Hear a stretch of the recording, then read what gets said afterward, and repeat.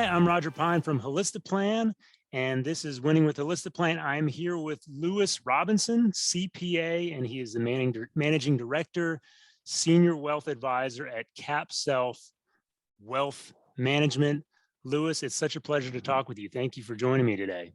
It's my pleasure, very much so. And Lewis, we connected. I think one of the things that they had in mind for us when we connected was you are and this makes me a little terrified to talk to you. This is where the imposter syndrome comes in, but you are a real CPA. Unlike me, you're a real CPA, practiced as a CPA for, I think, many decades before transitioning to wealth management. Let me know if I got that wrong. No, you're correct. Absolutely. Okay. And so what I would be interested in hearing from you is, since you've been on both sides of the aisle, tax prep, I'm sure you've been watching your colleagues over the last few weeks getting to the deadline on the tax prep side.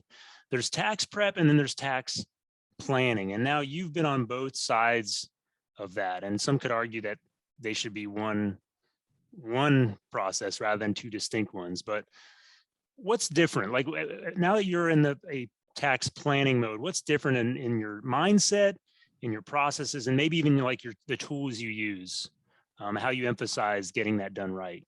Let me tell you that let's talk about the mindset first. Okay. I'm a CPA. I got a stack of tax returns to do over here, a big stack. I'm charging by the hour to do that work. If I take some time to call a client for planning, that's time I'm going to have to charge. Mm-hmm. It's time away from those tax returns I need to get out the door. Then if I do that, and if I send a bill to that client, they're not going to want to pay that extra amount for that time planning that I talked to them about. So it's a natural reaction, I think, of the CPA not to instigate the planning, because you're going to get resistance from the billing. The client doesn't know he needs it and certainly don't want to pay for something. And, not all cases when you do planning or looking at a tax return, you don't always find something. And so the client doesn't really want to pay for that. And I think it's just a natural thing that the planning does not get done for particularly individuals who only have a 1040 tax return. Now, if you have a business return, they'll charge it to your business and everybody's fine with that. But the individuals, it's just something you don't do. And as a CPA, you don't get involved with the calculations anymore. You don't look at the IRMA calculations.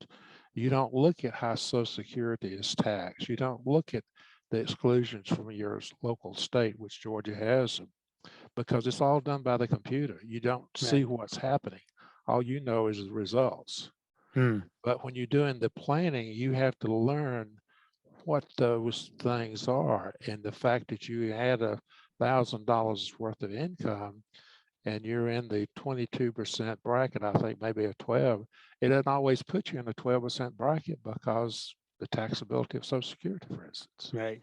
So you see all those things start to come together. And as you're doing the planning, you look for, why did this change? This is not what I thought.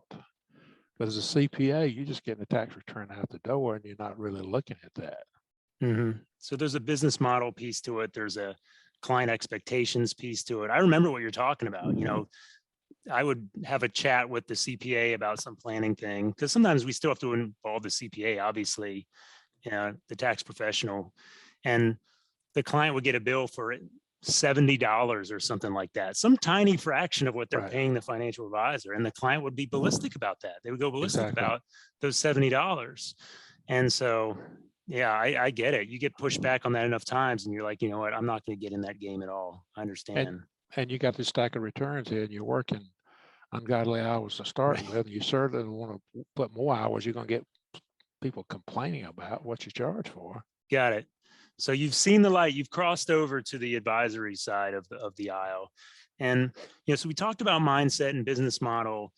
What changed about your set of tools, your tech stack, how you approached providing tax planning versus tax prep? Because theoretically, you could use the same tools. Like you could actually use, I don't know, Lacert, or, the actual product you use to prep the returns, you could use that to build out the future. I know some CPAs do that.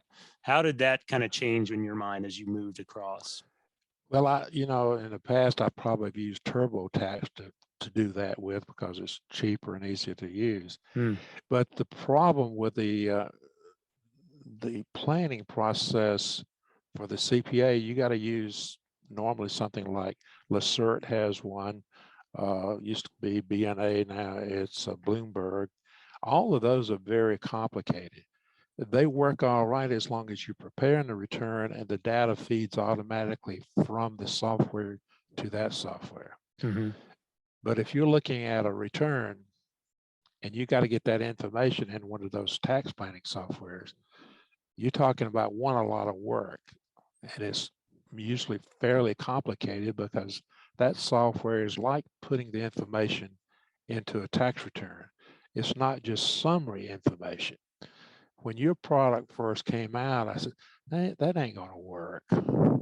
It's just not going to work. I've been I said using that too. That BNA, they can't compete with that. Well, it didn't take me very long to find out, no, they've got something here. They got an incredible product because, one, I don't have to have a specialties to enter that data into the software to do the analysis. It's when I upload the tax return, it's there. And just that one step itself makes it worth a lot of money. Well, I shouldn't tell you that, you'll be increasing your fees. I'm making a note right now. Yeah. But it does make it worth a lot of money to be able to do that. Yeah, interesting. Yeah, that was something that, I mean, back in my days as advisor, we used a different product. It wasn't BNA. And yeah, like the hardest part was just getting that first amount of data in. And typically you would send it off to a paraplanner or associate advisor and say, just get last year's return to match. Just enter all the data so you can at least match within X% last year's return, because then you at least know you're close. And then you got to take that and copy it forward. Right. And so, yeah, if you could just read in the return, it saves a lot. It saves a lot of that upfront work.